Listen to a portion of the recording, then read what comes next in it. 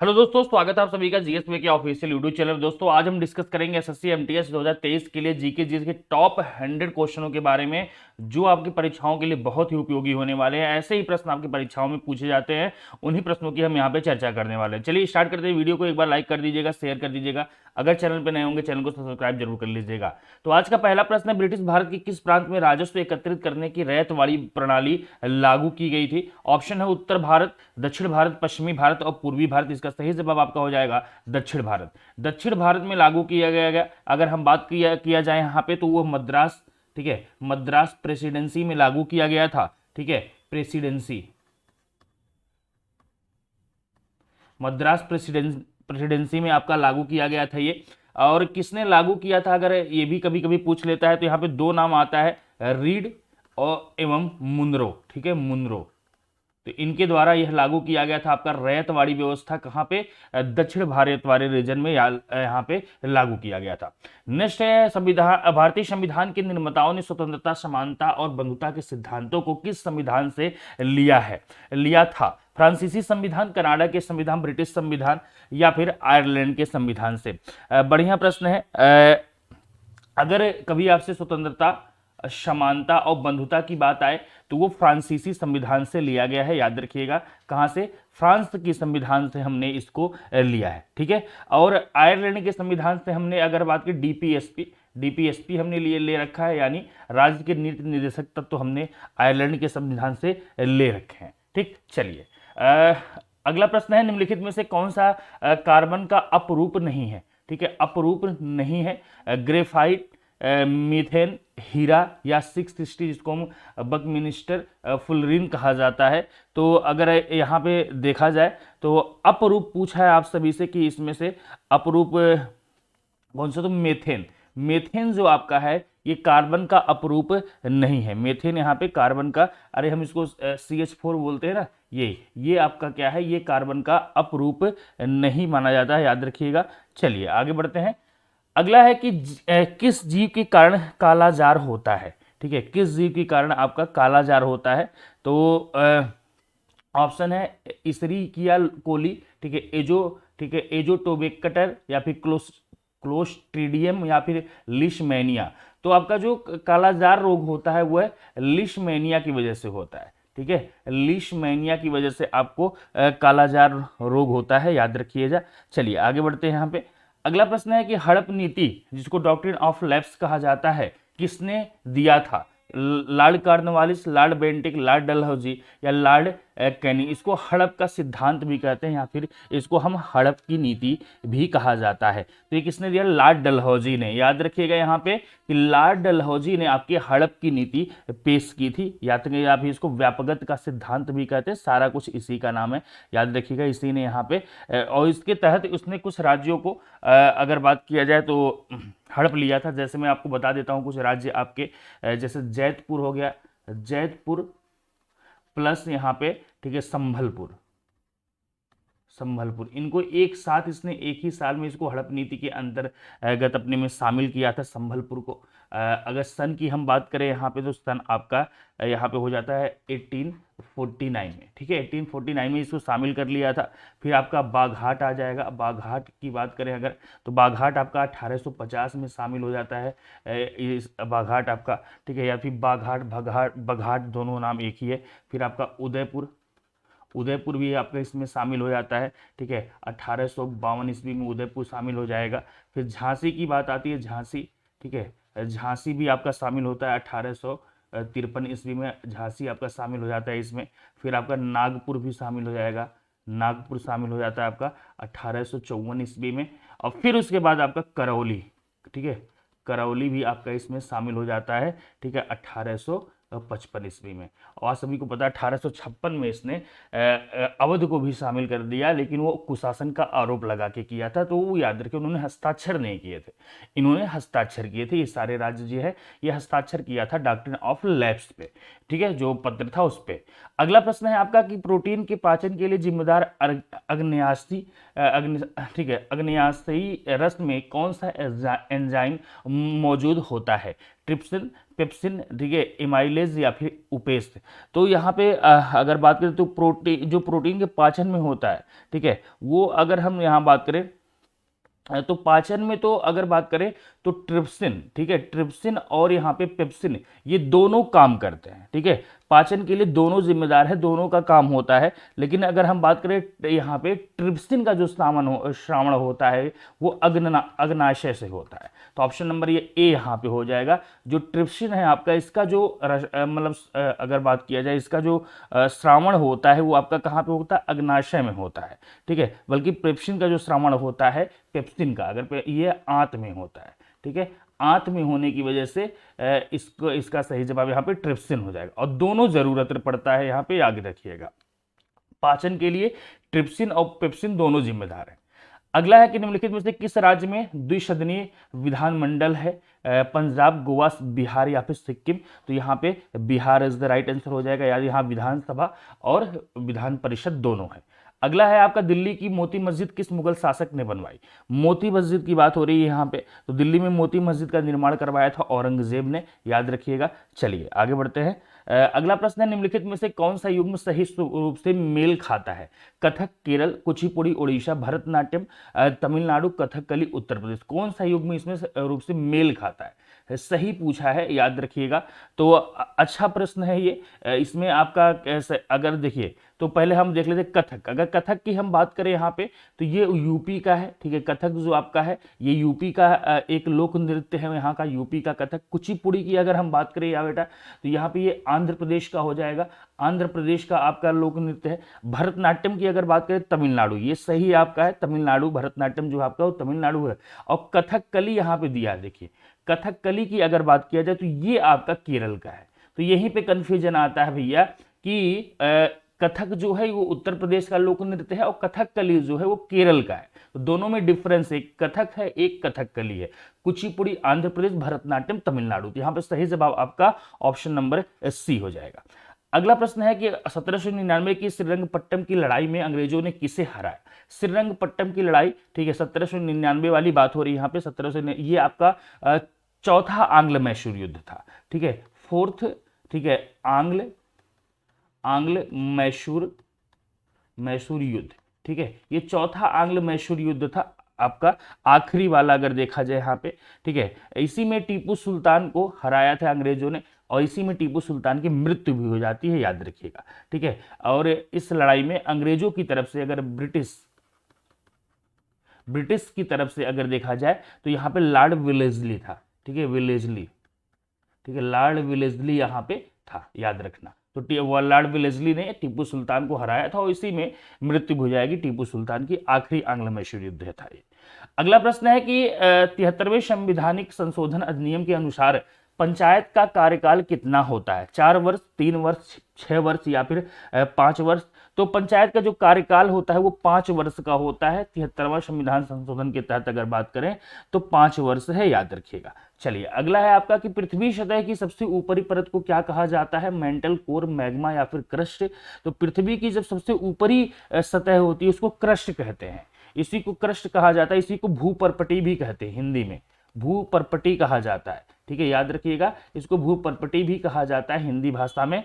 तो यहाँ पे ये सबसे ऊपरी हिस्सा है। मेंटल जो होता है ये मध्यवर्ती हिस्सा होता है, ठीक है, मध्यवर्ती हिस्सा है ये, मतलब बीच वाला हिस्सा आपका मेंटल कहलाता है, ठीक है। और आंतरिक परत जो होती है उसको कोर कहते हैं, ठीक है, ये आंतरिक परत जो होती है उसको हम कोर कहते हैं, याद रखना। मैग्मा इसमें से बाहर निकलता है, ठीक है, जब ज्वालामुखी विस्फोट होते हैं तो जाकर के उसमें से मैग्मा वगैरह निकलते हैं, याद रखना। चलिए अगला प्रश्न है, पृथ्वी में कौन सी एक ठंडी महासागरीय धारा है। ठंडी महासागरीय धारा गल्फ स्ट्रीम, ठीक है, अगुलहास धारा, लेब्राडोर धारा या फिर अलास्का धारा। ठंडी धारा पूछा है इसमें से कि कौन सी ठंडी महासागरीय धारा है। तो अगर हम बात करें यहाँ पे तो लेब्राडोर जो धारा है ये एक ठंडी जल धारा है, ठीक है। किस सागर में बहती, ये भी प्रश्न आता है आपका, किस सागर में बहती है आपका अटलांटिक, ठीक है, अटलांटिक महासागर की धारा है, ठीक है, महासागर, अटलांटिक महासागर की धारा। और सारी की सारी धाराएं जो हैं वो गर्म धारा है, ठीक है, याद रख, गल्फ स्ट्रीम जैसे हो गया, ठीक है, अगुलहास हो गया या फिर अलास्का धारा हो गया, ये आपका एक गर्म महासागरीय धाराएं हैं, याद रखिएगा। अगला प्रश्न है, हिंद स्वराज द्वारा लिखी गई है, हिंद स्वराज। तो हिंद स्वराज किसने लिखा है? हिंद स्वराज लिखा है आपके मनमोहन दास गांधी जी ने, यानी हमारे मनमोहन दास करमचंद गांधी जी ने इस पुस्तक को लिखा है, याद रखिएगा। अगला प्रश्न है, भारत सरकार के लिए बैंकर का काम कौन करता है? भारतीय reserve bank, state bank of India, world bank या अंतर्राष्ट्रीय मुद्रा कोष। तो कौन करेगा भैया? रिजर्व बैंक ऑफ इंडिया करेगा, आपका आरबीआई करेगा, याद रखिएगा, आरबीआई, ठीक है, आरबीआई ही करता है, याद रखना। चलिए अगला है आपका, भारत के संविधान द्वारा किस प्रकार की नागरिकता प्रदान की जाती है? अस्थायी नागरिकता, एकल नागरिकता, क्षेत्रीय नागरिकता या दोहरी नागरिकता? तो यहाँ पे एकल नागरिकता इज द राइट आंसर हो जाएगा। यहाँ पे सिंगल सिटीजनशिप की बात हमारे संविधान में की जाती है। नेक्स्ट है उत्तरी गोलार्ध, ठीक है, में ग्रीष्मकालीन अयनांत, ठीक है, किस दिन होता है? ग्रीष्मकालीन अयनांत की बात हो रही है यहाँ पे, तो किस दिन होता है? 21 जून को, ठीक है, 21 जून को होता है, याद रखिएगा, ठीक है, क्योंकि सूर्य जो है वो, ठीक है, याद रखना, क्योंकि सूर्य जो इस दिन है वह कर्क रेखा, ठीक है, कर्क रेखा के लंबवत होता है, ठीक है, लंबवत होता है, लंबवत चमकता है, अगर बात करें लंबवत चमकता है, सीधा लिख लीजिए यहाँ पे, क्या होता है? लंबवत चमकता है, ठीक। यह स्थिति जो होती है वो ग्रीष्म काल के समय में बनती है, ठीक है, ठीक है, इसी को ग्रीष्मकालीन अयनांत कहते हैं, ठीक है, याद रखिएगा। तो यहाँ पे सीधे सी अगर डेट की बात हो तो 21 जून आपका पड़ता है, याद रखिएगा, ठीक है, जो कर्क रेखा के क्या चमकेगा? लंबवत चमकेगा ये। अगला प्रश्न है, हरगोविंद खुराना को डॉट के क्षेत्र में नोबेल पुरस्कार से सम्मानित किया गया। तो हरगोविंद खुराना की अगर हम बात करें यहाँ पे, तो उनको चिकित्सा के क्षेत्र में दिया गया था। कब दिया गया था ये नोबेल पुरस्कार उनको? 1968 में, 1968 में इनको आपका चिकित्सा के क्षेत्र में इनको नोबेल प्राइज मिल चुका है। नेक्स्ट है, भारतीय संविधान के कौन से भाग में मौलिक अधिकारों का वर्णन किया गया है? भाग 3, भाग 5, भाग 2, भाग 4। तो भाग 3 में आपका फंडामेंटल राइट है। अगर आर्टिकल की हम बात करें यहाँ पे, तो 12 से लेकर के 35 तक आपके फंडामेंटल राइट की चर्चा होती है। नेक्स्ट आपका, निम्नलिखित में से कौन सा अम्ल स्रोत युग्म सही है? एसिटिक अम्ल नींबू, ठीक है, लैक्टिक अम्ल सिरका, फार्मिक अम्ल इमली या एसिटिक अम्ल चींटी का डंक। तो इसमें से कौन सा आपका सही है? पहले देखते हैं यहाँ पे सिट्रिक अम्ल की अगर हम बात करें, तो सिट्रिक अम्ल जो आपका, ठीक है, सिट्रिक अम्ल जो आपका है वो नींबू में ही मिलेगा, ये इसलिए आपका सही हो जाएगा, ठीक है। फिर है यहाँ पे लैक्टिक अम्ल की अगर बात करें ये आपका, तो लैक्टिक अम्ल दूध में मिलता है, ठीक है, दूध में पाया जाएगा, ठीक है। फिर अगर हम एसिटिक अम्ल की बात करें, सिरका का है, सिरका में आपका एसिटिक अम्ल मिलता है। फिर फार्मिक अम्ल अगर बात करें यहाँ पे, तो फार्मिक अम्ल चींटी के डंक में मिलेगा, ठीक है, चींटी के डंक में, ठीक है, चींटी के डंक में आपको फार्मिक अम्ल आपको देखने को मिलता है, ठीक है। और इमली भी दिया है ना यहाँ पे, इमली, तो इमली की अगर हम बात करें यहाँ पे, तो इमली में जो अम्ल पाया जाता है उसको टार्ट्रिक अम्ल कहते हैं, टार्ट्रिक अम्ल कहा जाता है, ठीक है। ये क्या होता है बेटा? टार्ट्रिक अम्ल होता है, याद रखिएगा आप लोग। चलिए आगे बढ़ते हैं। अगला है कि सितंबर 2022 में चतुर्थ साइबर क्राइम, ठीक है, इन्वेस्टिगेशन एंड इंटेलिजेंस समिट 2022 का आयोजन किया गया। तो कहाँ 2022 का आयोजन किया है? नई दिल्ली, भोपाल, चेन्नई या फिर जयपुर?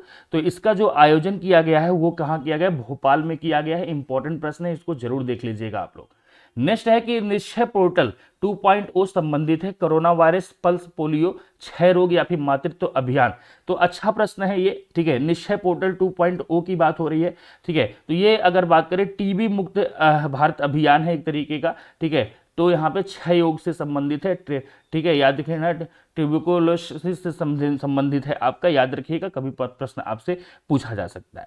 अगला है कि अगस्त 2022 में कौन खिलाड़ी लुसाने डायमंड जीतने वाला पहला भारतीय बन गया? विकास यादव, विकास सिंह, मनदीप सिंह या फिर नीरज चोपड़ा? तो यहाँ पे Neeraj Chopra is the right answer हो जाएगा। आसान प्रश्न था ये, है कि नहीं? एकदम सिंपल वाला। चलिए भाला फेंक करके इनको। अगला है रिपोर्टर्स विदाउट बॉर्डर्स द्वारा जारी विश्व प्रेस स्वतंत्रता सूचकांक 2022 में भारत का कौन सा स्थान रहा? इंपॉर्टेंट प्रश्न बन जाता है, इसको ध्यान जरूर देखिएगा, ठीक है। 150, 142, 130 या फिर 112, सॉरी 12 लिखा है केवल। तो अगर बात करें यहाँ पे, तो 150वां स्थान भारत का रहा है, ठीक है। 2022 की अगर बात करें 150वां स्थान रहा है। अगर हम बात करें 2021 की, तो 2021 में हमारा जो स्थान था 142वां स्थान था, ठीक है, याद रखिएगा। और और इस सूचकांक में शीर्ष स्थान पे जो है 2022 वाले में 2022 में जो शीर्ष स्थान पे है, शीर्ष पे है वो है आपका नॉर्वे। ठीक है, नॉर्वे इस पे फर्स्ट फर्स्ट स्थान पे आपका नॉर्वे पड़ जाता है। नेक्स्ट है आपका कि देश की पहली ऐसी डबल डेकर इलेक्ट्रिक बस का शुभारंभ किस शहर में किया गया? नई दिल्ली, मुंबई, बेंगलुरु या फिर अहमदाबाद? तो डबल डेकर बस का शुभारंभ जो हुआ है वो आपका मुंबई में किया गया है, याद रखना, इंपॉर्टेंट प्रश्न हो जाता है। नेक्स्ट है आप सभी का अप्रैल 2022 तक उपलब्ध जानकारी के अनुसार हॉकी मैच की कुल अवधि कितनी होती है? तो हॉकी मैच की अवधि देखिए 2019 से पहले, ठीक है, 2019 से पहले 70 मिनट हुआ करती थी, है कि नहीं? आपने चक दे इंडिया देखा होगा, उसमें शाहरुख खान जी कहते भी है कि 70 मिनट 70 मिनट, ठीक है। तो जो आपका यहाँ पे बात हो रहा है तो वो 70 मिनट होता था, लेकिन अभी 2019 के बाद से इसको 60 मिनट कर दिया गया। अब हॉकी का टाइम पीरियड जो है वो बदल गया है, पहले 70 मिनट हुआ करता था, अब जो है वो आपका 60 ही मिनट बचा हुआ है। तो ये इंपॉर्टेंट हो जाता है, इसको जरूर एक बार आप लोग देख लीजिएगा, ठीक है, कि अब क्या हो गया भैया यहाँ पे, अब ये घट करके कितना हो गया, 60 मिनट हो गया है। अगला कि प्रसिद्ध बॉलीवुड गीत चन्ना मेरे या निम्नलिखित में से किसने गाया? तो ये आपका सभी अरिजीत सिंह ने गाया था, आसान प्रश्न है ये। नेक्स्ट आपका कि बांग्लादेश भारत के निम्नलिखित में से किस राज्य के साथ अपनी सीमा साझा करता है? ठीक है, तो बांग्लादेश मणिपुर, बिहार, नागालैंड या फिर मेघालय? तो बांग्लादेश की बात हो रही है, ठीक है। तो यहाँ पे आपका देखिए, तो कौन कौन से, पहले मैं आप देखिए यहाँ पे बताता हूँ बांग्लादेश के बारे, कि बांग्लादेश किसके साथ आपका सीमा साझा करता है, ठीक है। एक तो असम हो गया, असम के साथ सीमा साझा करता है आपका। फिर वेस्ट बंगाल हो जाता है, वेस्ट बंगाल के साथ अपनी सीमा साझा करता है। मिजोरम भी है, मिजोरम के साथ अपनी सीमा साझा करता है ये। फिर मेघालय के साथ भी करता है, ठीक है, मेघालय के साथ अपनी सीमा साझा करेगा। और उसके साथ त्रिपुरा के साथ सीमा साझा, तो इतने जितने स्टेट है इनके साथ आपकी सीमा साझा करता है आपका बांग्लादेश। तो यहाँ पे Meghalaya is the right answer हो जाता है, ऑप्शन नंबर यहाँ पे डी सही है, ठीक। चलिए अगला है कि निम्नलिखित में से कौन सा कथन गलत है? ऑटोमोबाइल के निर्माण में धातुओं का प्रयोग किया जाता है। धातुओं का प्रयोग बर्तन बनाने में किया जाता है। सजीव श्वसन के दौरान धातुओं को अंदर खींचते हैं। धातुओं का उपयोग आभूषण निर्माण में किया जाता है। तो अगर हम बात करें तो कह रहा कौन सा कथन यहाँ पे गलत है? तो श्वसन के दौरान हम श्वसन के दौरान धातुओं को अंदर नहीं खींचते, बल्कि ऑक्सीजन को अंदर खींचते हैं श्वसन के दौरान, सजीव जो होते हैं। ऑप्शन नंबर सी ही यहाँ पे आपका गलत हो जाएगा, ठीक है। चलिए अगला प्रश्न देखते हैं। यहाँ पे अगला है कि 6ठी शताब्दी ईसा पूर्व में निम्नलिखित में से महाजनपद काल की राजधानी क्या थी? हस्तिनापुर, वाराणसी, मथुरा या फिर तक्षशिला? तो यहाँ पे गांधार की पूछा है, गांधार की राजधानी, तो यहाँ पे तक्षशिला हो जाएगा, याद रखिएगा, तक्षशिला। अगला है कि भारतीय संविधान ने डॉट के संविधान संशोधन की प्रक्रिया गृहीत की है। तो संविधान संशोधन की बात हो रही है, तो संविधान संशोधन की जो प्रक्रिया है हमने वो दक्षिण भारत से हमने लिया, साउथ अफ्रीका से हमने संशोधन की प्रक्रिया हमने ले रखी है, याद रखिएगा। नेक्स्ट देखते हैं आपका कि निम्नलिखित में से किस प्रतियोगिता में भारत ने ग्रीष्मकालीन ओलंपिक 2020 जो 2021 में आयोजित किए गए थे में स्वर्ण पदक जीता था? भारोत्तोलन, बैडमिंटन, कुश्ती या फिर भाला फेंक में? तो ये हमने नीरज चोपड़ा वाला वही प्रश्न है आपका, भाला फेंक में यहाँ पे गोल्ड मेडल मिला हुआ था, याद रखिएगा।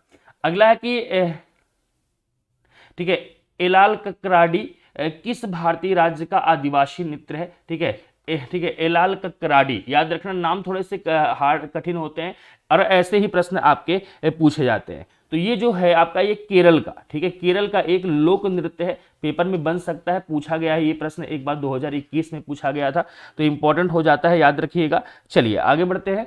अगला है कि ओडिशा और आसपास के जिलों में मंदिरों की वास्तुकला में मंदिर के शीर्ष पर दिखाई देने वाली पत्थर जैसी चमकती डिस्क को क्या कहा जाता है? आमलक, जगती, अंतराल या फिर कलश?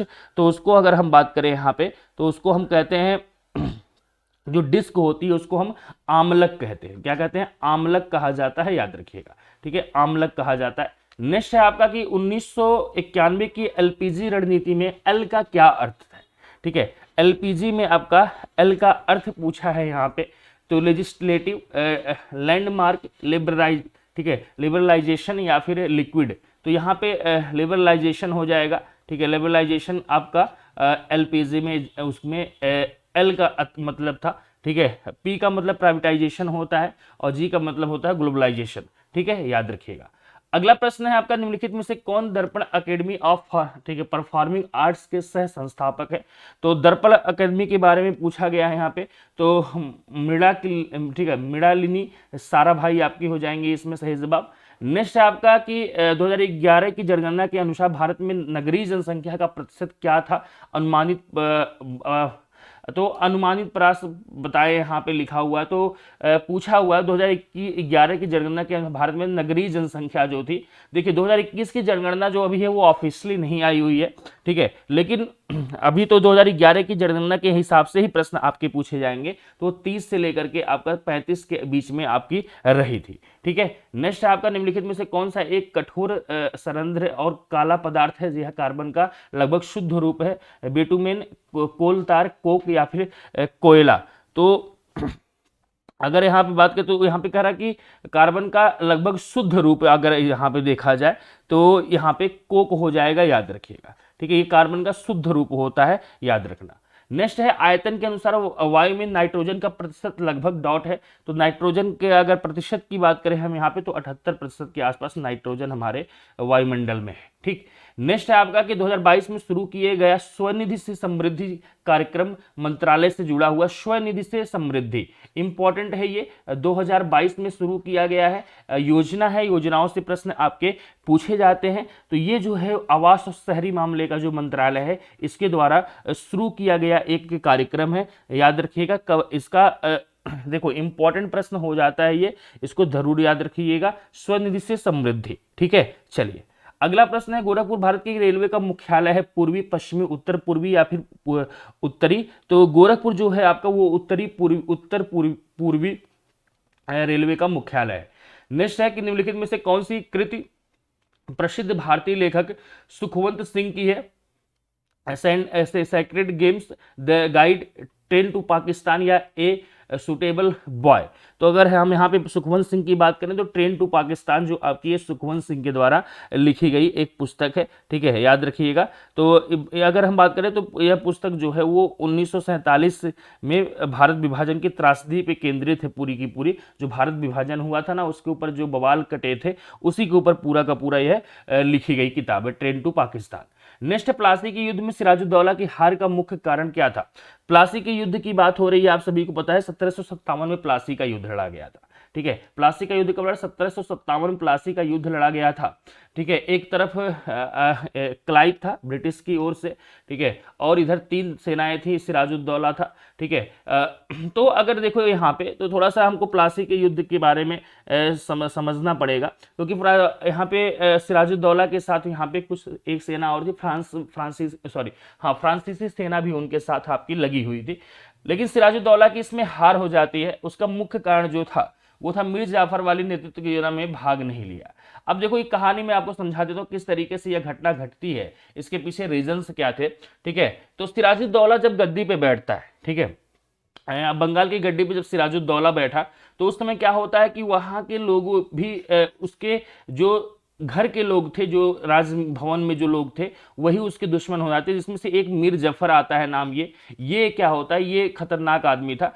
तो ये मीर जफर जो था ये गुप्त तरीके से भेदी था एक तरीके के, समझा जाए तो प्लासी युद्ध के में अगर हम बात करें तो प्लासी युद्ध में ये सिराजुद्दौला का सबसे बड़ा दुश्मन था।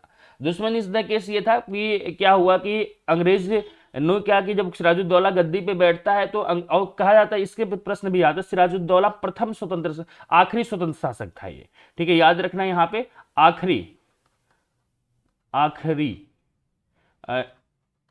आखिरी स्वतंत्र शासक भी था। तो इससे भी प्रश्न कभी कभी पूछ लेता है कि आखिरी स्वतंत्र शासक कौन था बंगाल का? तो आखिरी स्वतंत्र शासक यही सिराजुद्दौला ही था, इसके बाद कोई भी स्वतंत्र शासक नहीं हुआ, ये भी याद रखिएगा, ये भी प्रश्न आता है। आप कहानी सुन लीजिए थोड़ा सा।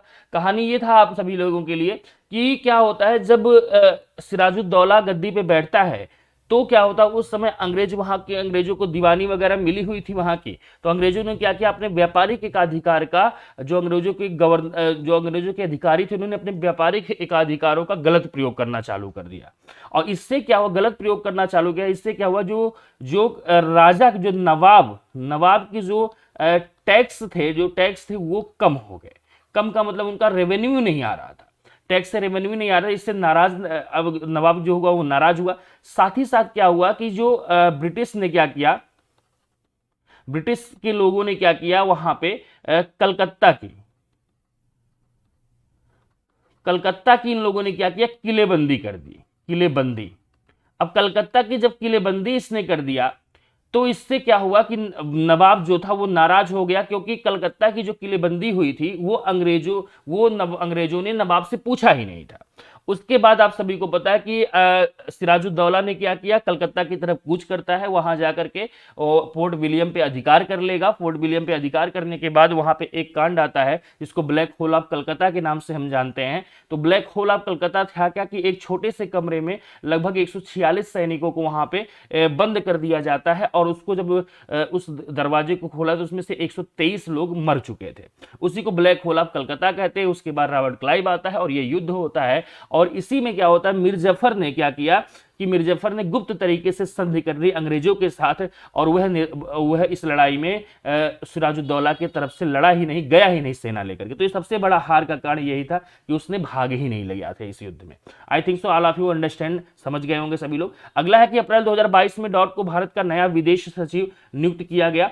तो जो अगले यहाँ पे नए सचिव जो आपके नियुक्त किए गए हैं वो आपका मोहन जी हैं। तो यहाँ पे विनय मोहन क्वात्रा, ठीक है, विनय मोहन क्वात्रा इनका नाम है, याद रखिएगा। नेक्स्ट आपका चेरा पहारा, ठीक है, चेरा पहारा अनुष्ठान किससे संबंधित है? उड़ीसा की रथ यात्रा, पंजाब की बैसाखी, गुजरात की नवरात्रि या बंगाल की दुर्गा पूजा। तो चेहरा पहारा जो आपका उड़ीसा की रथ यात्रा को कहा जाता है, जो आपका रथ यात्रा है वहां का, ठीक है, उसी को कहा जाता है चेहरा पहारा। ठीक है, अगला प्रश्न है यूक्रेन के वर्तमान राष्ट्रपति। तो यूक्रेन के वर्तमान राष्ट्रपति अगर आपसे पूछ लिया यहाँ पे तो याद रखिएगा व्लादिमीर, यहाँ पे जेलेंस्की हो जाएंगे। ठीक है, जेलेंस्की आपके यही अभी यूक्रेन के वर्तमान राष्ट्रपति हैं। नेक्स्ट है आपका ग्लोबल हंगर इंडेक्स में भारत की कौन सी रैंकिंग प्राप्त हुई है? ग्लोबल हंगर इंडेक्स की बात हो रही है, 107वीं, 105वीं, 110वीं या फिर 100वीं। तो ग्लोबल हंगर इंडेक्स में अगर हम बात करें, भारत को 107वीं रैंक प्राप्त हुई है, याद रखिएगा 107वीं रैंक प्राप्त हुई है। 2022 की है ये रिपोर्ट, ठीक है, 2022 की रिपोर्ट है, याद रखिएगा ये भी। तो 2022 की रिपोर्ट के अनुसार 107वीं रैंक आपकी, 125 देशों में टोटल 107वीं रैंक हमारी है। ठीक है, याद रखना। चलिए अगला है कि प्रधानमंत्री नरेंद्र मोदी ने 11 नवंबर 2022 को श्री नाडू प्रभु कैंपेगौड़ा की प्रतिमा का अनावरण कहाँ किया? जयपुर, नई दिल्ली, बेंगलुरु या फिर अहमदाबाद। तो ये कहाँ पे? बेंगलुरु में किया गया, कर्नाटक के बेंगलुरु में किया गया इसका अनावरण, याद रखना। अगला है 20 नवंबर 2022 को पूर्वोत्तर के पहले क्षेत्रीय यूनानी चिकित्सा, ठीक है, पूर्वोत्तर का पहला है क्षेत्रीय यूनानी चिकित्सा अनुसंधान के अत्याधुनिक परिसर का उद्घाटन कहाँ किया गया? आइजोल, शिलांग, सिलचर या फिर गुवाहाटी। तो ये कहाँ किया गया? सिलचर में किया गया, याद रखिएगा। सिलचर कहाँ पड़ता? असम में। असम में आपका सिलचर पड़ता है, यहीं पे किया गया है, याद रखना। ठीक है, चलिए अगला प्रश्न है नवंबर 2022 में सरस आजीविका मेला का आयोजन कहाँ किया गया? लखनऊ, वाराणसी, सोनपुर या फिर नई दिल्ली। इसका जो आयोजन हुआ है आपका, याद रखना, बहुत इंपॉर्टेंट है, कहाँ पे? नई दिल्ली में किया गया है, प्रश्न पूछा जा सकता है। नेक्स्ट है आपका कि गन मेटल किस मिश्र धातु से निर्मित है? गन मेटल की बात हो रही है यहाँ पे कि जो गन मेटल है वो आपका किस मिश्र धातु से बनता है? Copper, tin, zinc, copper, lead, silver, copper, zinc, lead या फिर कापर, आयरन या निकेल। ऐसे प्रश्न आपके साइंस के परीक्षाओं में बनते हैं। तो ये जो आपका सही जवाब हो जाएगा तो कॉपर, टिन और जिंक से बनता है ये। ठीक है, कॉपर, टिन और जिंक से आपका बनता है गन मेटल। ठीक है, चलिए गन का मेटल जो होता है। भारतीय संविधान में निम्नलिखित में से कौन सी विशेषता को सोवियत सोशलिस्ट रिपब्लिकन, इसको हम यूएसएसआर से लिया गया है? मौलिक अधिकार, मूल कर्तव्य, प्रस्तावना या फिर संवर्ती सूची। तो मूल कर्तव्य हमने यूएसएसआर से लिया था, सोवियत यूनियन संघ जो पहले यहाँ पे हुआ करती थी उससे हमने ये ले रखा है। ठीक, चलिए अगला प्रश्न आपका है कि डुगोंग किस जैव मंडल संरक्षण क्षेत्र का प्रमुख जीव है? सिमलीपाल, मन्नार की खाड़ी, मानस या ग्रेट रण ऑफ कच्छ। तो डुडोंग या इसको समुद्री गाय भी कहते हैं, ठीक है। समुद्री क्या कहा जाए, समुद्री समुद्री गाय कहा जाता है, ठीक है, समुद्री गाय इसको कहा जाता है। तो इस तरीके के प्रश्न पूछे जाते हैं, तो समुद्री गाय इसको कहा जाता है। तो यह आपका कहाँ पे मिलेगा, तो विशेष करके आपका यह मिलेगा आपका मन्नार की खाड़ी में, क्योंकि विशेष करके यह जो समुद्री गाय डुडोंग जो है ये आपका दो जगहों पे मिलता है, हिंद और प्रशांत महासागर में, ठीक है। हिंद एवं प्रशांत महासागर, ठीक है, प्रशांत महासागर में आपको दिखेगा, तो वहां पर मन्नार की खाड़ी में आपको दिखेगा ही दिखेगा। नेक्स्ट आपका निम्नलिखित में से कौन सा त्योहार उड़ीसा में मनाया जाता है? बोनालू, छप्पड़ मेला, बाली तृतीया या फिर हॉर्निबल। तो इसमें से कौन सा कह रहा है? तो यहाँ पे जो देखो, तो यहाँ पे एक एक देख लेते हैं। बोनालू की अगर हम बात करें यहाँ पे, तो यह कहाँ का है? तेलंगाना, ठीक है, तेलंगाना का त्योहार है, तेलंगाना में मनाने जा रहा एक बेहतरीन सा त्योहार है आपका, ठीक है, बोनालू। छप्पड़ मेला, ठीक है, ये आपका पंजाब का है, ठीक है, पंजाब के विशेष करके लुधियाना, ठीक है, लुधियाना में आपका मनाया जाता है। यह लुधियाना वहाँ का एक जगह है, तो वहाँ पे यह विशेष करके मनाया जाता है। फिर बाली तृतीया, ठीक है, जो बाली तृतीया है यह इसको हम तीज के नाम से भी जानते हैं, ठीक है, या फिर इसको तीजा कहा जाता है, तीजा, ठीक है। हमारे यहाँ तो तीज होता है यूपी वाले क्षेत्र में, और वैसे हर जगह यहाँ पे बाली तृतीया जो आपके तीजा होता है ये विशेष करके उड़ीसा में मनाया जाता है, ठीक है, उड़ीसा। तो यही सही जवाब हो जाएगा आपका उड़ीसा, ठीक है। उड़ीसा में क्या मनाया जाता है? बाली तृतीया या फिर तृतीया कहते हैं इसको, तृतीया या फिर तृतीया दोनों नाम आते हैं। हॉर्निबल महोत्सव आप सभी को पता है कहाँ का है भैया? ये नागालैंड का, ठीक है, कहाँ का है? नागालैंड हो जाएगा। आसान प्रश्न था ये। चलिए अगला प्रश्न है कि आईन अकबरी के लेखक कौन थे? तो अबुल फजल ने आईन अकबरी लिखा है, याद रख लेना, कहीं पे नोट कर लीजिएगा। नेक्स्ट निम्नलिखित में से कौन सा कोशिका अंग आत्महत्या की थैली के रूप में भी जाना जाता है? तो लाइसोसोम को हम क्या बोलते हैं? यहाँ पे आत्महत्या की थैली कहा जाता है, लाइसोसोम। ये सिंपल सा प्रश्न था, इसको फटाफट कर लेते हैं। नेक्स्ट आपका भारत के मुख्य न्यायाधीश की नियुक्ति कौन करता है? तो भारत के मुख्य न्यायाधीश की नियुक्ति करता है राष्ट्रपति, ठीक है, राष्ट्रपति के अलावा कोई नहीं करेगा, याद रखिएगा। मुख्य न्यायाधीश क्यों करता है? राष्ट्रपति करता है। फिर ठीक है, अमुक्त माल्यद का लेखन किसने किया था?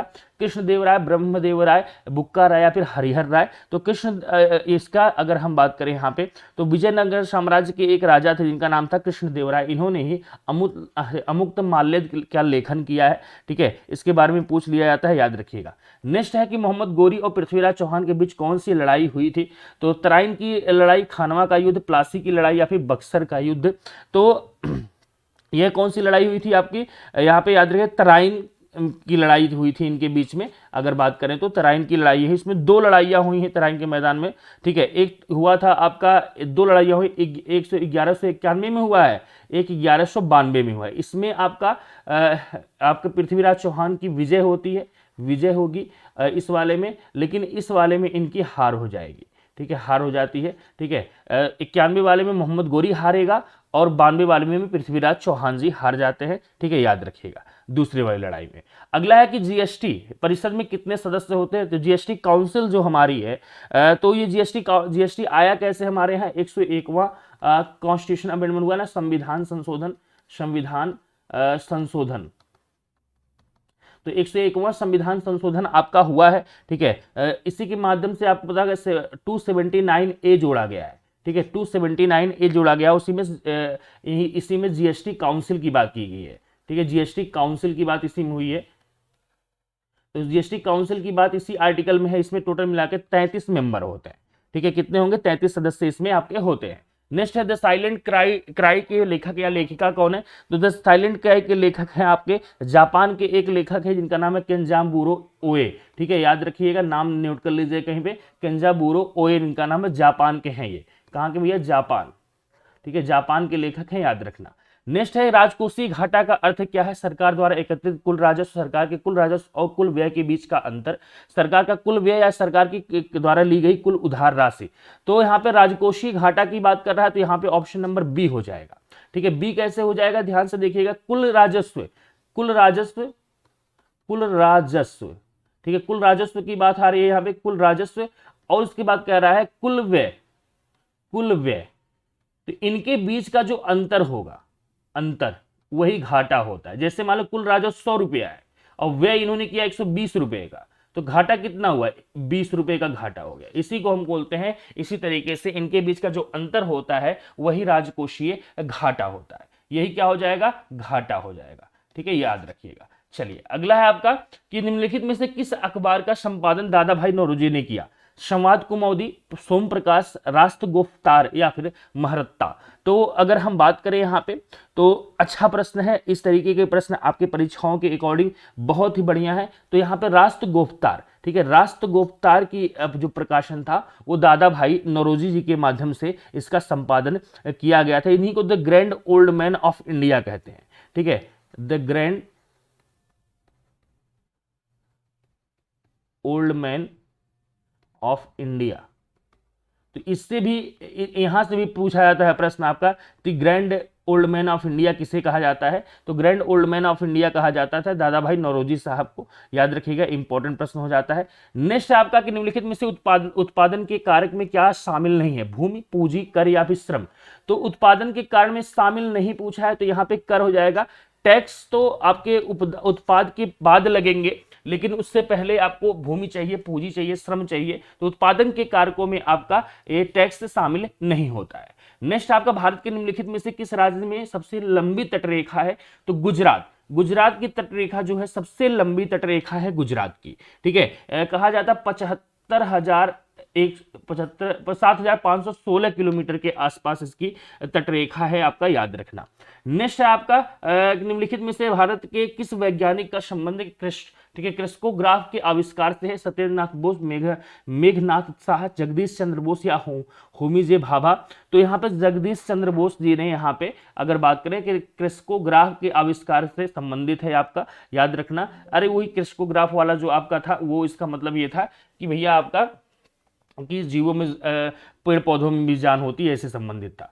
अगला निम्नलिखित में से कौन सा एक द्वितीयक प्रदूषक है, carbon monoxide, fly ash, carbon dioxide या स्मॉग। तो इसमें द्वितीयक प्रदूषक की बात किया है। ठीक है, कि इसमें से कौन सा आपका द्वितीयक है यहाँ पे, तो स्मॉग जो आपका है ये द्वितीयक प्रदूषक की श्रेणी में आता है। नेक्स्ट आपका मौद्रिक नीति के संचालन की जिम्मेदारी किसमें निहित है, केंद्र सरकार, भारतीय रिजर्व बैंक या सेबी या फिर अन्य बैंक। तो मौद्रिक नीति वगैरह सब भारतीय रिजर्व बैंक देखेगा आपका। नेक्स्ट ओजोन परत के संरक्षण के लिए अंतर्राष्ट्रीय दिवस कब मनाया जाता है, तो अंतर्राष्ट्रीय दिवस आप सभी को पता है, याद रखना पड़ेगा आपकी, 16 सितंबर। ठीक है, 16 सितंबर को ओजोन दिवस के लिए हम मनाते हैं। नेक्स्ट है अगस्त 2022 में 31वां व्यास पुरस्कार 2021 किसे प्रदान किया गया, डॉक्टर असगर वजाहत, प्रोफेसर शरद पगारे, पंकज त्रिपाठी या मिहिर वत्स को यहाँ पे। तो इसका सही जवाब आपका जो हो जाएगा वहां पे असगर, ठीक है, असगर वजाहत को ये दिया गया है, याद रखना। नेक्स्ट है कि लेंस की क्षमता की एसआई यूनिट क्या होती है, तो डायोप्टर कहते हैं हम उसको, लेंस की क्षमता की यूनिट को डायोप्टर कहा जाता है। नेक्स्ट आपका भारत के 50वें मुख्य न्यायाधीश नियुक्त किए गए हैं, तो 50वें मुख्य न्यायाधीश नियुक्त की बात यहाँ पे हो रही है, तो इसका चंद्रचूड़ साहब को DY चंद्रचूड़ साहब को नियुक्त किया गया है, याद रखना। अगला है कि 7वें इंडिया वाटर वीक 2022 की थीम क्या थी। ठीक है, तो 7वें वीक यहाँ पे कह रहा कि 7वें इंडिया वाटर वीक 2022 की थीम क्या थी। अच्छा है, यहाँ पे जल शक्ति मंत्रालय के द्वारा यह काम शुरू किया गया है, और इसका जो थीम था वो था सतत विकास के, नहीं, हाँ, यहाँ पे अगर इसके थीम की बात करें तो ये थीम था समता के साथ सतत विकास हेतु जल सुरक्षा। ठीक है, समता वाला था ये, समता के साथ सतत विकास हेतु जल सुरक्षा, water security of sustainable development with equality. ठीक है, हाँ, तो यहाँ पे याद रखिएगा इक्विटी के साथ है, यहाँ पे समता के साथ सतत विकास है तो जल सुरक्षा, हाँ बिल्कुल, सतत विकास के लिए समता के साथ है, इक्वलिटी ही होना चाहिए था यहाँ पे। चलिए अगला है भारत के 15वें राष्ट्रपति के रूप में किसे निर्वाचित किया गया, तो आप सभी को पता है यहाँ पे द्रौपदी मुर्मू जी हो जाएंगी, आसान प्रश्न था अपना। अगला है कि अप्रैल 2022 में किसे वर्ष 2021 के 31वें सरस्वती सम्मान के लिए चुना गया, तो याद रखना ये प्रश्न बहुत लल्लनटाप प्रश्न है, याद रखिएगा, परीक्षा के अकॉर्डिंग ये प्रश्न है आपका पूछा जा सकता है यहाँ पे। तो यहाँ पे प्रोफेसर रामदरस मिश्र, प्रोफेसर रामदरस मिश्र को यहाँ पे किया गया है। नेक्स्ट आपका मुगल काल में संस्कृत से फारसी में अनुवादित महाभारत को डॉट से जाना जाता है। यहाँ पे अच्छा प्रश्न ये भी पूछ लिया गया यहाँ पे कि मुगल काल के समय संस्कृत से फारसी में अनुवादित, मतलब संस्कृत में लिखा गया था, आप सभी को पता है, उसके बाद उसको फारसी में अनुवाद किया गया था, उसको किस नाम से हम जानते हैं? ऑप्शन है तूतीनामा, शाहनामा, फिर रज्जमनामा या फिर बादशाहनामा। तो उसको क्या कहा जाता है? ठीक है, आसान प्रश्न है लेकिन पेपर के अकॉर्डिंग बहुत ही अच्छा है यहाँ पे। ठीक है, जिसका नाम है रज्जम, ठीक है, रज्जमनामा। ठीक है, अकबर के समय में हुआ था ये। ठीक है, अकबर के कहने पे इसका फारसी में अनुवाद किया गया था, फारसी। ठीक है, फारसी में इसका अनुवाद हुआ था। नेक्स्ट है भारतीय संविधान के किस अनुच्छेद में अस्पृश्यता उन्मूलन के विषय में उल्लेख किया गया है? तो अस्पृश्यता आप सभी को पता है, आर्टिकल 17 में अस्पृश्यता का अंत किया गया है, ध्यान दे दीजिएगा। अगला है एक हार्स पावर में कितने वाट होता है? तो एक हार्स पावर की बात हो रही है कि एक हार्स पावर में कितना वाट आपका होगा। तो एक हार्स पावर में अगर हम बात करें 746 वाट होता है। नेक्स्ट आपका कि भारतीय संविधान में न्यायिक पुनर्वालोकन की शक्ति और न्यायपालिका की स्वतंत्रता का प्रावधान किस देश में से लिया गया? मतलब जुडिशियल रिव्यू की बात हो रही है, सीधा सा अगर हम बात करें तो जुडिशियल रिव्यू की यहाँ पे कहाँ से लिया गया है? और यहाँ पे तो ये आपका हमने अमेरिका के संविधान से लिया हुआ, याद रखना, दोनों के दोनों आपके अमेरिका के संविधान से लिए गए हैं। नेक्स्ट आपका धातुओं के साथ जल मिश्रित अम्लों की अभिक्रिया होने पर कौन सी गैस उत्पन्न होती है? तो धातुओं के साथ जल मिश्रित अम्लों की, तो जल में मिश्रित कुछ अम्ल जो होंगे उनके साथ अगर कोई अभिक्रिया होती है तो उसमें से कौन सी, यहाँ पे कह रहा है कौन सी गैस उत्पन्न होगी आपका? तो उसमें से आपको हाइड्रोजन गैस उत्पन्न होती है, याद रखिएगा, हाइड्रोजन गैस आपकी उत्पन्न होगी। नेक्स्ट है निम्नलिखित में से कौन सा पौधा ब्रायोफाइट है? ठीक है, मास, एल्गी, फर्न या फिर साइकस। तो यहाँ पे ब्रायोफाइट की बात हो रही है यहाँ पे, तो यहाँ पे मास हो जाएगा, मास जो आपका है वो ब्रायोफाइट है, याद रखिएगा। चलिए अगला प्रश्न आपका निम्नलिखित में से किस नदी पर नागार्जुन सागर बांध स्थित है? तो नागार्जुन सागर बांध जो है कृष्णा नदी पे स्थित है, याद रखिएगा, कृष्णा नदी पर आपका नागार्जुन बांध आपका स्थित है। अगला आपका है यहाँ पे, अगला है कि निम्नलिखित में से डॉट पूर्वी घाट की सबसे ऊंची चोटी है? डोडा बेट्टा, महेंद्रगिरी, कोलारी बेट्टा या फिर अन्नाई मुड़ी। तो आपका महेंद्रगिरी। ठीक है, अगर पूर्वी घाट की बात किया जाए तो महेंद्रगिरी सबसे ऊंची चोटी है अगर बात करें तो। नेक्स्ट है निम्नलिखित में से कौन बांसुरी वादक है? हरिप्रसाद चौरसिया, जाकिर हुसैन, शिव कुमार शर्मा या फिर रविशंकर। तो बांसुरी वादक जो है इसमें हरिप्रसाद चौरसिया जी हैं, याद रखिएगा, पेपर में बन सकता है। नेक्स्ट है आपका भारत के किस राज्य में माओत्सु उत्सव मनाया जाता है? त्रिपुरा, पश्चिम बंगाल, नागालैंड या फिर असम। तो माओत्सु उत्सव जो आपका है वो नागालैंड में मनाया जाता है। कहाँ पे? नागालैंड में मनाया जाने वाला एक उत्सव है। नेक्स्ट है कि पानीपत की तीसरी लड़ाई निम्नलिखित में से किसके बीच लड़ी गई थी? तो पानीपत की तीसरा युद्ध आप सभी को पता है, जो बैटल है आपका पानीपत का, ये 1761 ईस्वी में हुआ था ना, 1761 ईस्वी में आपका पानीपत का युद्ध हुआ था। यहाँ पे 14 जनवरी 1761 में यह आपका युद्ध हुआ था। ठीक है, तो किसके किसके बीच में हुआ है ये पूछा है आप सभी का। ठीक है, एक तरफ मराठा साम्राज्य था, ठीक है, और दूसरी तरफ आपका अहमद शाह अब्दाली यानी दुर्रानी साम्राज्य था। ठीक है, तो मराठा और दुर्रानी साम्राज्य यहाँ पे इसकी तरफ से थे, और यहाँ पे दुर्रानी साम्राज्य की तरफ से कौन था? अहमद शाह अब्दाली, अहमद शाह अब्दाली। ठीक है, अब्दाली इस तरफ से लड़ रहा था। नेक्स्ट आपका निम्नलिखित में से किस नदी का उद्गम मध्य प्रदेश में होता है? महानदी, ताप्ती, कृष्णा या फिर गोदावरी। तो इसमें से अगर हम बात करें किसका उद्गम मध्य प्रदेश से होगा? ठीक है, तो ताप्ती नदी जो आपकी है मध्य प्रदेश से निकलती है। ठीक है, बैतूल जिला है वहीं पे, बैतूल जिले से। ठीक है, बैतूल जिले से यह नदी आपका निकलता है। ठीक है, याद रखिएगा। चलिए आगे बढ़ते हैं। आपका अगला है कि निम्नलिखित में राज्यों में से भारत के किस राज्य में मानस राष्ट्रीय उद्यान स्थित है? मानस राष्ट्रीय उद्यान आपका कहाँ पे है? असम में है। तो ये आसान प्रश्न था आपका। चलिए नेक्स्ट है आपका कि हेपेटाइटिस किसके कारण होता है? परजीवी, बैक्टीरिया, वायरस या फिर फंगी। यहाँ पे फंजाइल या फंगी की वजह से। तो जो हेपेटाइटिस है आपका ये विषाणु जनित है, वायरस से होता है आपका। ठीक है, वायरस से होता है, याद रखिएगा, वायरस से विषाणु जनित है आपका। नेक्स्ट है कि किस अधिनियम को मॉन्टेग्यू-चेम्सफोर्ड सुधार के नाम से भी जाना जाता है? तो मॉन्टेग्यू-चेम्सफोर्ड सुधार हम कहते हैं 1919 का जो अधिनियम आया था उसी को मॉन्टेग्यू-चेम्सफोर्ड सुधार के नाम से हम यहाँ पे जानते हैं। तो उस समय जो तत्कालीन सचिव थे वो थे मॉन्टेग्यू। ठीक है, सचिव जो थे सचिव उनका नाम था मॉन्टेग्यू। ठीक है, मोन्टेग्यू या मॉन्टेग्यू जो भी आप कह लीजिए। ठीक है, और वहाँ पे जो उस समय जो वायसराय थे, ठीक है, वायसराय जो थे वो थे चेम्सफोर्ड साहब, ठीक है, लॉर्ड चेम्सफोर्ड नाम था उनको, वैसे लॉर्ड चेम्सफोर्ड, इसी को इसीलिए इसको यहाँ पे मॉन्टेग्यू चेम्सफोर्ड सुधार के नाम से हम यहाँ पे जानते हैं। नेक्स्ट है कि मयूर का वैज्ञानिक नाम क्या है, तो मयूर का अगर वैज्ञानिक नाम आप सभी से पूछ ले, ठीक है, तो पाओ क्रिस्टेटस होता है, तो यहाँ लिखा है, यहाँ पे पाओ क्रिस्टेटस लिखा है और कई बार ये परीक्षा में पूछा जा चुका है, इसलिए मुझे भी याद हो गया। नेक्स्ट आपका प्रथम लोकसभा का गठन कब हुआ था, तो प्रथम लोकसभा का गठन जो हुआ था वो 1951 में किया गया था, पहली लोकसभा हमारी, ठीक है। अच्छा नहीं 51 में, 51 से 52 के बीच में होना था, हाँ 1952 में हुआ था, ये याद रखिएगा, 1952 में किया गया था प्रथम लोकसभा का जो गठन, अप्रैल महीने में किया गया था ना, हाँ अप्रैल महीने में, अप्रैल के 1952 में किया गया था। नेक्स्ट निम्नलिखित में से किसने